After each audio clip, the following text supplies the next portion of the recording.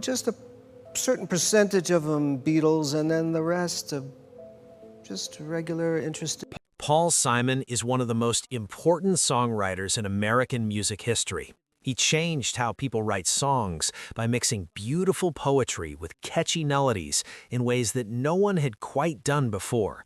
Born in Newark, New Jersey in 1941, Simon grew up in the middle-class neighborhood of Queens, New York, where he listened to the street corner singing groups and early rock and roll music that filled the neighborhood. This was a time when music was everywhere in New York City, spilling out of apartment windows, echoing in subway stations, and performed by groups of young men harmonizing on street corners. The music Simon heard as a child would stay with him forever, shaping not just his taste, but his entire approach to creating songs. He absorbed the sounds of the city like a sponge, from the doo-wop groups to the early rock and roll that was just beginning to emerge as a distinct musical form. These weren't just songs to young Paul Simon, they were revelations about what music could be and what it could make you feel. Throughout his long career, spanning more than 6 decades, Simon won 3 Grammy Awards for Album of the Year, a remarkable achievement that put him in very exclusive company. He was honored with induction into the Rock and Roll Hall of Fame not just once, but twice, first with his longtime partner Art Garfunkel for their work as the duo Simon and Garfunkel, and then again as a solo artist in recognition of his individual contributions to music. This dual honor speaks to his impact on music in multiple phases of his career. His musical curiosity took him on an incredible journey, from American folk music all the way to the rhythms of South Africa, which he featured on his legendary album Graceland. That album would become one of the best-selling and most critically acclaimed records of his career, introducing millions of listeners to South African musical traditions they had never heard before. Over 6 decades of making music, Simon always credited specific vocal groups and harmony singers as the foundation of everything he created. He never forgot where he came from musically, and he never stopped learning from the masters who came before him. If you're enjoying learning about Paul Simon's musical influences, please consider subscribing to our channel. We bring you fascinating stories about music legends and the artists who inspired them. Hit that subscribe button and the notification bell so you never miss our deep dives into music history. Now, let's explore the 9 bands that Paul Simon said he could watch and listen to forever, the groups that shaped his entire approach to music. Ladysmith Black Mambazo. Ladysmith Black Mambazo was a South African male singing group that helped make the Graceland album truly legendary. Led by Joseph Shabalala, this group opened the song Diamonds on the Soles of Her Shoes with an absolutely mesmerizing a cappella section that grabbed listeners from the very first note. Simon first encountered them during his visit to South Africa in the 1980s, when he was searching for new musical inspiration and willing to take creative risks that many other Western musicians wouldn't consider. Their singing style combined something called isicathamiya, which is traditional Zulu singing, with harmonies that reminded Simon of the doo-wop music he had loved as a child growing up in New York. This connection across continents and cultures fascinated Simon. Here were singers from South Africa creating harmonies that resonated with the same part of his soul that had responded to street corner singers in Queens decades earlier. When he first heard their music, Simon immediately knew he had found something special. It was the first thing he had heard during his South African exploration that truly excited him and made him feel like he was on the right track creatively. The group was formed way back in 1960 in Ladysmith, South Africa, taking their name from their hometown. They sang in the Zulu language with deep bass vocals, a lead tenor, and incredibly tight harmonies that created a sound unlike anything else in the world. The way they blended their voices was both powerful and gentle at the same time, conveying deep emotion while maintaining perfect technical precision. Shabalala worked closely with Simon to co-write the song Homeless, adapting a traditional Zulu wedding song to fit on the Graceland album. This collaboration was more than just musical. It was a meeting of cultures, a bridging of worlds that had rarely touched before in popular music. The process of working together required patience and mutual respect as both sides learned each other's musical languages. When Simon actually joined them at the microphones during the recording session, Shabalala was so moved he nearly fainted. He called him his brother and asked with amazement why such a talented musician had been hiding himself away in America all this time. This emotional response showed how much the collaboration meant to both sides. It wasn't just a professional arrangement, but a genuine artistic connection. Their collaboration brought South African music to audiences all around the world that had never heard anything like it before, opening doors for African musicians that had been closed for decades. Ladysmith Black Mambazo appeared on multiple tracks throughout Graceland and then toured with Simon around the globe, performing in venues that South African musicians had never had access to before. They went on to win several Grammy Awards themselves and became international ambassadors for South African music, carrying their cultural traditions to audiences worldwide. Simon saw a deep connection between their vocal harmonies and the American doo-wop groups he had grown up with, proving that harmony singing is something that can cross all cultural boundaries and bring people together regardless of language, race, or geography. Shabalala only had positive things to say about working with Simon throughout his life, which set him apart from some other Graceland musicians who felt they didn't receive proper credit for their contributions to the album. This positive relationship spoke to Simon's respect for the musicians he worked with and his genuine appreciation for what they brought to his music. The Moonglows. The Moonglows were Simon's favorite recording from his childhood. Their 1955 hit song, Sincerely, was the first doo-wop single that truly captivated him when he was just a child. This song perfectly demonstrated the gospel-derived harmonies and rhythms that would go on to influence his entire musical approach for the rest of his life. The Moonglows loved how they could take simple melodies and make them feel so powerful through harmony alone. Years later, when he was famous himself, Simon had the honor of inducting the Moonglows into the Rock and Roll Hall of Fame. Their influence shows up throughout all of Simon's work, especially in his careful attention to vocal arrangements and harmonic structure. The group worked with the legendary disc jockey Alan Freed, who helped popularize their music and bring it to a wider audience. Harvey Fuqua later became an important figure at Motown Records, helping to shape the sound of another generation of music. The Moonglows showed the young PaulSimon that when voices blend perfectly together, they could create something truly magical and transcendent.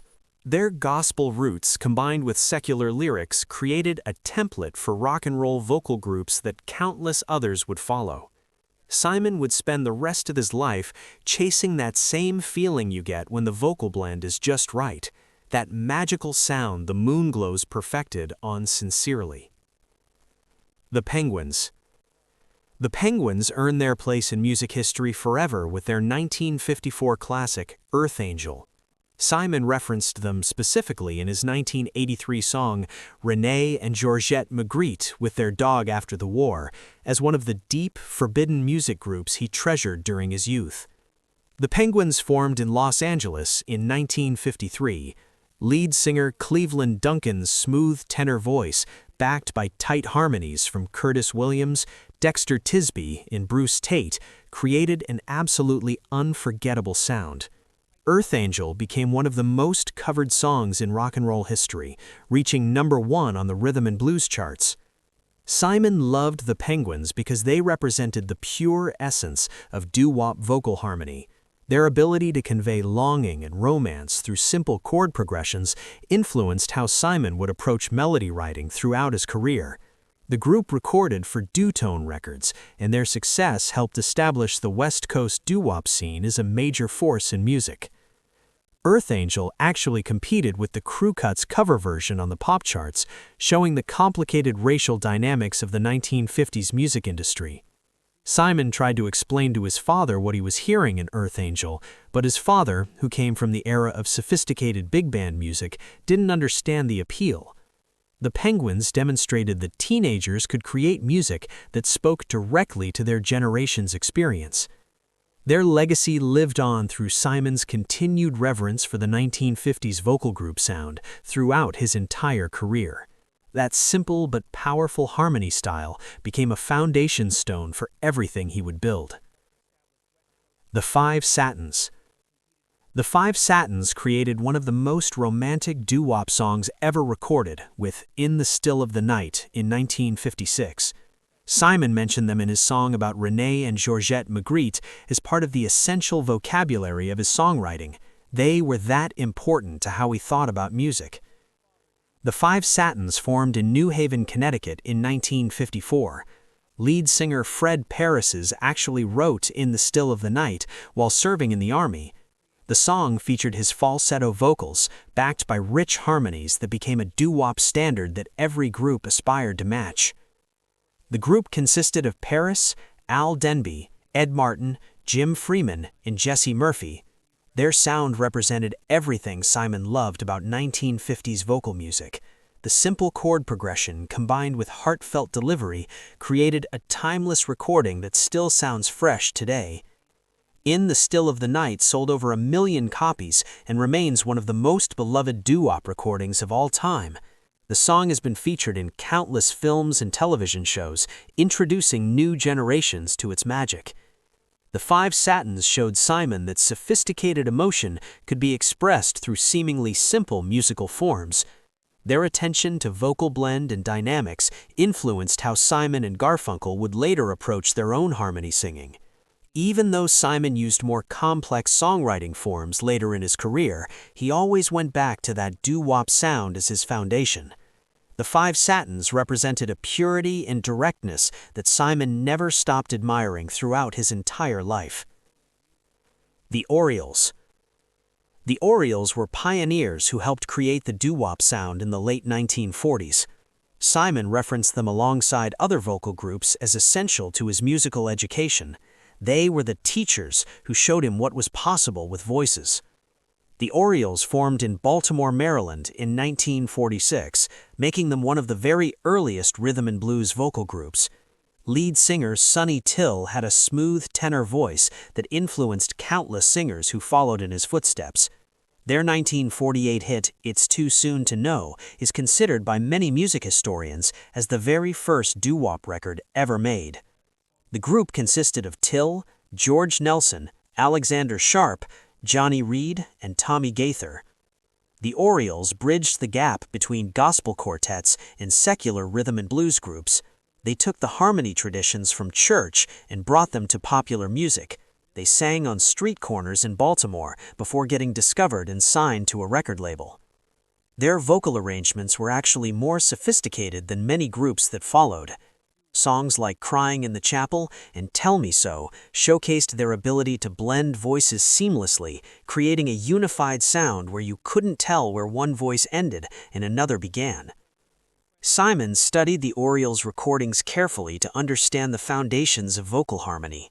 They proved that black vocal groups could cross over to mainstream audiences at a time when the music industry was deeply segregated. The Orioles influenced everyone from the Moonglows to the Five Satins to every doo-wop group that came after them. Simon recognized the Orioles as the founding fathers of the sound he loved most, acknowledging their historical importance in shaping American popular music. Without them, the entire doo-wop tradition might have developed very differently. The Louvin Brothers. The Louvin Brothers were a country harmony duo who influenced the Everly Brothers, which then influenced Simon and Garfunkel, creating a direct line of musical inheritance. Simon said that as he and Art Garfunkel were learning Everly Brothers songs, they were also unconsciously learning from the Louvins. The Louvins were Ira and Charlie Louvin from Alabama, who started performing in the 1940s. They sang traditional country and gospel music with close harmony that became legendary in country music circles. Their vocal blend was so tight you couldn't tell who was singing lead because both parts were equally beautiful and sung with incredible emotional intensity rooted in the Southern gospel tradition. They recorded for Capitol Records and influenced generations of harmony singers across multiple genres. Simon recognized the Everly Brothers model the Louvin Brothers and that the Beatles, John Lennon and Paul McCartney, were undoubtedly doing the same thing, learning from and building upon this tradition. The Louvins represented the purest form of brother harmony singing in American music. Their ability to blend voices seamlessly set the standard for all duos that followed. Simon understood that his own harmony work with Garfunkel traced directly back through the Everlys to the Louvens, creating an unbroken line of American harmony singing from the Appalachian Mountains to New York recording studios. This lineage was something he took seriously and honored throughout his career. The Everly Brothers. The Everly Brothers were Simon's greatest vocal influence, and he believed they were the best harmony singers he had ever heard. Better than Simon and Garfunkel themselves, better than John Lennon and Paul McCartney, just astonishingly great in his own words. Simon and Garfunkel really learned to sing harmony by learning Everly Brothers records note for note. At the age of 13, Simon got his first guitar and taught himself to play by studying Everly Brothers recordings until he could reproduce every sound. Their close vocal harmonies and acoustic arrangements drew from Appalachian folk traditions, creating something both ancient and modern. The Everlys formed in 1957 and had massive hits like Bye Bye Love, Wake Up Little Susie, and All I Have to Do Is Dream. Don and Phil Everly were from Kentucky and learned harmonies from their parents, who were country musicians themselves. They recorded songs written by Felice and Belittle Bryant in Nashville, creating a sound that would define an era. Their sound was something Simon and Garfunkel constantly strived to achieve, that kind of buzz you get when the vocal blend is just right, the feeling when two voices become something greater than the sum of their parts. Simon invited the Everly Brothers to come out of retirement in 2003 to be guest performers on the Simon and Garfunkel reunion tour, bringing together 3 generations of harmony singing. The Everlys also sang on the Graceland album track, Graceland, providing harmony vocals that connected Simon's latest work to his earliest influences. They showed Simon that brother harmony could work in a rock and roll context while maintaining its country and folk music roots.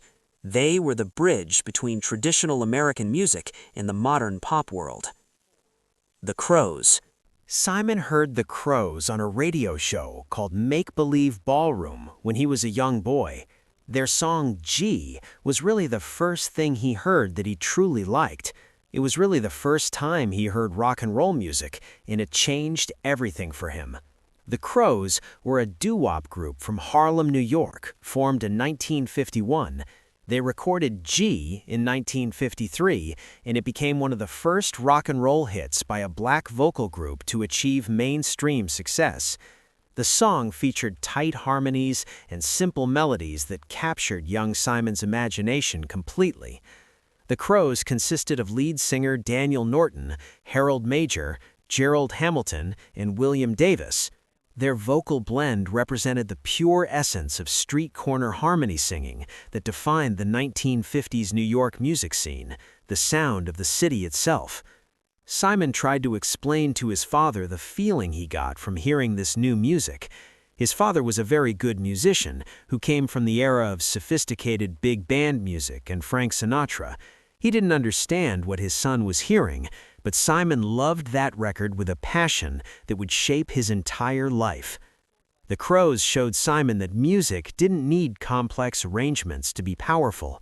Their raw harmonies and emotional delivery became a blueprint for everything Simon would later create.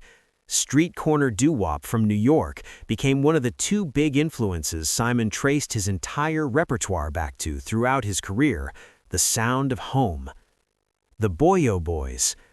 The Boyo Boys were a South African band whose cassette tape changed Paul Simon's life and career direction completely. Lorne Michaels, creator of Saturday Night Live and Simon's best friend, gave Simon a cassette of the Boyo Boys' music. Simon was so inspired that he set out to find the band who recorded it and work with them directly. This single cassette sparked the entire Graceland project that became his biggest-selling solo album and introduced millions of people to South African music. The Boyo Boys played Mbaqanga-style South African township music with guitars, bass, drums, and penny whistle, creating infectious rhythms that were impossible to resist. Their instrumental tracks featured guitar lines and bass grooves that absolutely captivated Simon. He traveled all the way to South Africa to meet the musicians and record with them in Johannesburg studios, despite the political controversy of visiting during apartheid. The Boyo Boys' music represented the street sounds of Soweto, combining traditional African rhythms with modern instruments in a way that felt both ancient and completely contemporary. Their grooves became the foundation for several Graceland tracks, including some of the album's biggest hits. Simon heard something in their music that connected to his own roots in American rhythm and blues. He recognized that South African township jive had surprising similarities to the doo-wop music from his New York childhood.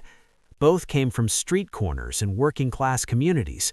Both were made by people expressing their lives through harmony and rhythm. The Boyo Boys opened the door to an entirely new musical universe for Simon, proving that great music could come from anywhere and connect across continents and cultures when rhythms and melodies speak a universal language that everyone can understand.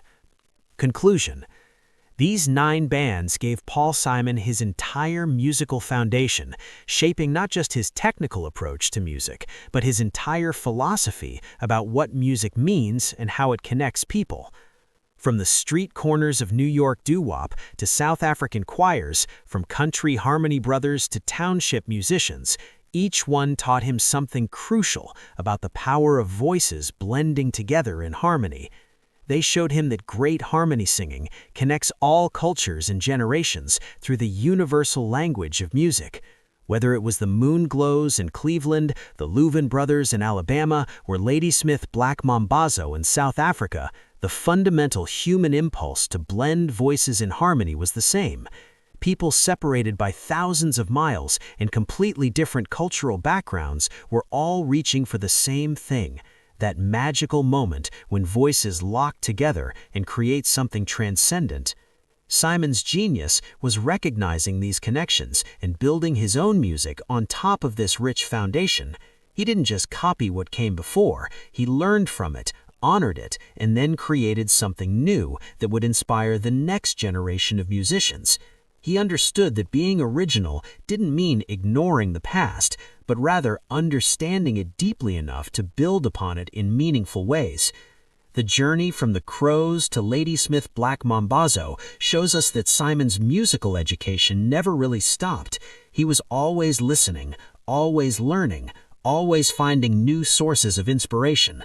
Most musicians find their sound early and stick with it, but Simon kept evolving, kept searching for new harmonies and new ways of bringing voices together.